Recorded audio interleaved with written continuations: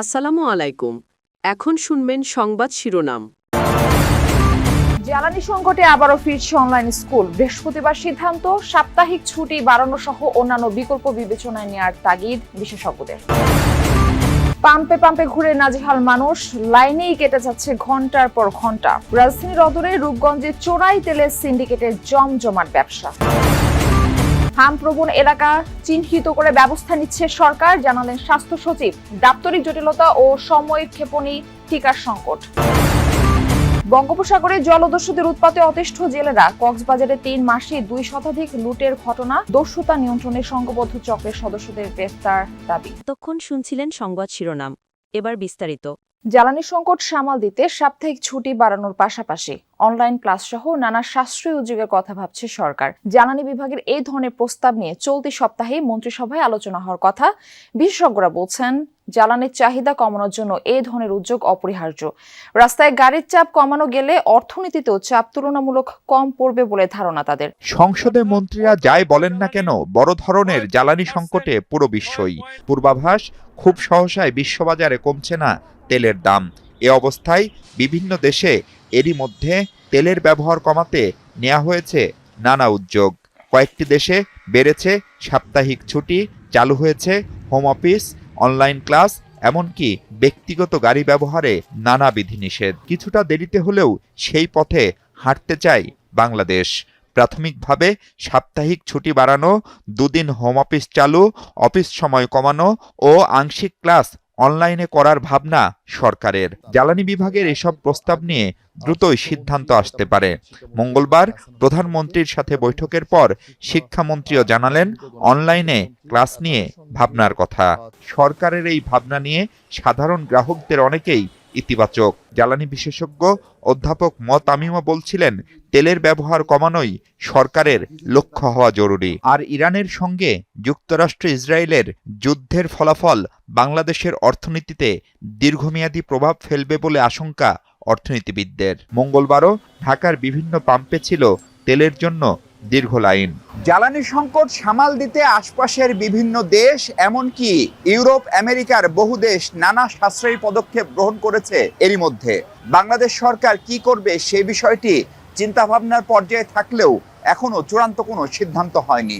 ফলে প্রতিদিন এভাবে ভুগতে হচ্ছে সাধারণ মানুষকে। এসব মানুষের প্রত্যাশা সংকটের গুরুত্ব উপলব্ধি করে কার্যকর, সময় উপযোগী।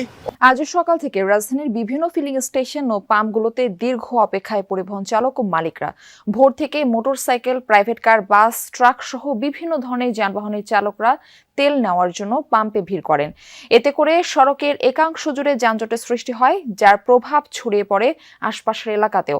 পাম্প সংশ্লিষ্টরা জানিয়েছেন, নারায়ণগঞ্জের সিদ্ধিরগঞ্জ ও ফতুল্লার ডিপো থেকে দুপুর নাগাদ তেল সরবরাহ হবে। ঘন্টার পর ঘন্টা অপেক্ষা করেও চাহিদা অনুযায়ী তেল পাওয়া যাচ্ছে না বলে জানান গাড়ি চালকরা। তেলের সম্ভাব্য মূল্য বৃদ্ধির গুঞ্জন ছড়িয়ে পড়ায় তেল মজুত করার প্রবণতা তৈরি হয়েছে বলেও জানান পাম্প সংশ্লিষ্টরা।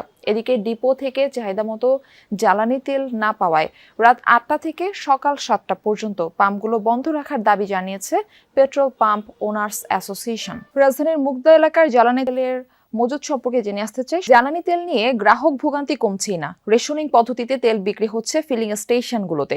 সংকটের কারণে রংপুর বিভাগের অর্ধেকেরও বেশি পাম্প এখনো বন্ধ রয়েছে।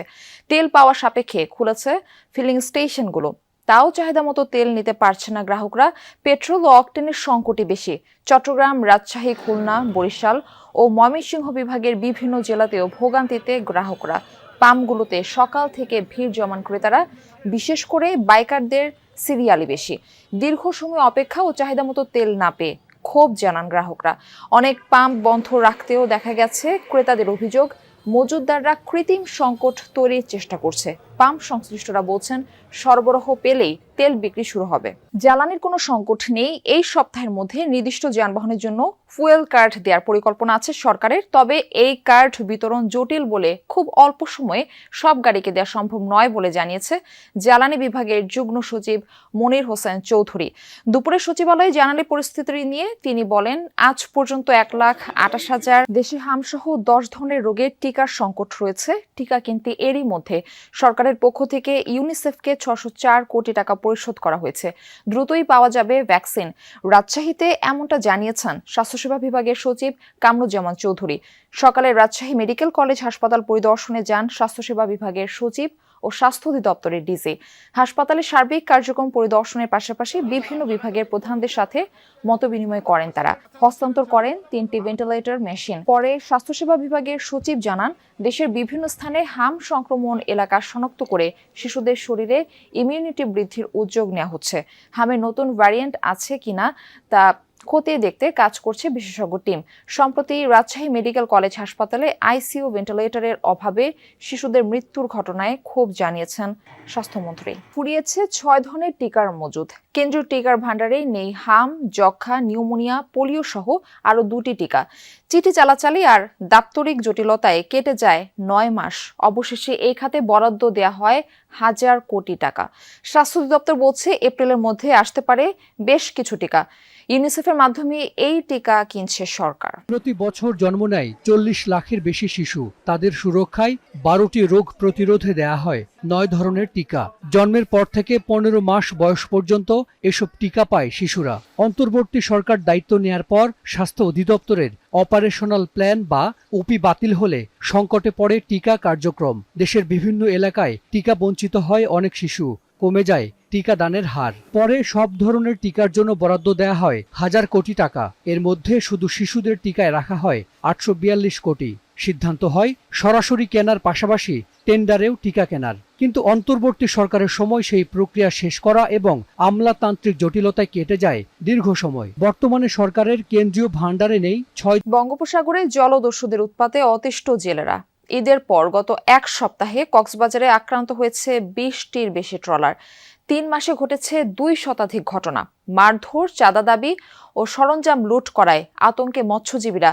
দস্যুতা নিয়ন্ত্রণ ও সংঘবদ্ধ চক্রকে ধরার দাবি জানান তারা। ঈদের পর থেকে গত 1 সপ্তাহে জলদস্যুদের কবলে পড়েছে কুতুবদিয়ার এফবি মায়ের দোয়া, আল্লাহর মালিক সহ বিভিন্ন উপজেলার অন্তত 20টির বেশি মাছ ধরা ট্রলার। মাঝি মাল্লাদের অভিযোগ, তাদের মারধর করে ট্রলারের সরঞ্জাম, মাছ, তেল লুট করে নিয়ে যায় জলদস্যুরা।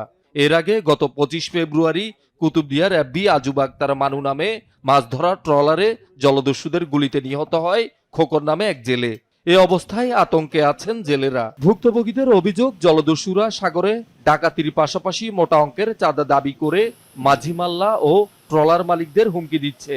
মাছ ধরার নিষেধাজ্ঞার সময় সামনে রেখে জলদস্যুদের উৎপাত বেড়েছে। বাঁশখালী, মহেশখালী, কক্সবাজার শহরের নাজিরা টেক, কুতুবদিয়া, টেকনাপের বাহারছড়া এবং ফিশারি ঘাটের একটি গ্রুপ জলদস্যুদের নিয়ন্ত্রণ করছে।